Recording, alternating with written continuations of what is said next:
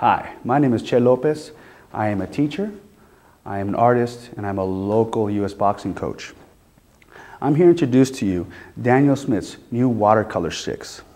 Now, these are all handmade here in Seattle, Washington. These are roughly about 3 inches and about a ½ inch in diameter. Now, I'm gonna kind of explain a little bit why these are a must-have for any artist.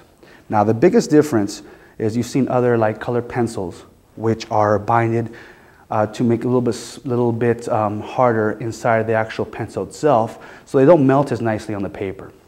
And you might also see, let's say, a watercolor crayon, which is binded by a clay, which again doesn't melt as nicely. Now, the biggest difference between these is the fact these are binded with pure gum arabic. Gum arabic is the binder that binds all watercolors together. It is just enough gum arabic to hold it in a nice stick. So the nice thing about these is you can also sharpen them. We have the nice little sharpener here. What I'm going to do is have a little dish here, and you can just stick it in here, and what I do is you just kind of sharpen it up just like a pencil or a crayon, and they sharpen nicely. Now the beautiful thing about this is the fact that these is pure watercolor here, just a solid form. So make sure you don't throw these away.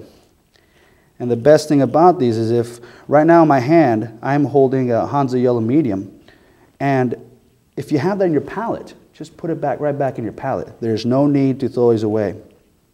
And it's a lot of color right here. So you can sharpen it down to a nice little dull stick, or you can sharpen it nice and sharpened to this little guy right here. And this is great for, you know, laying down details and that kind of thing.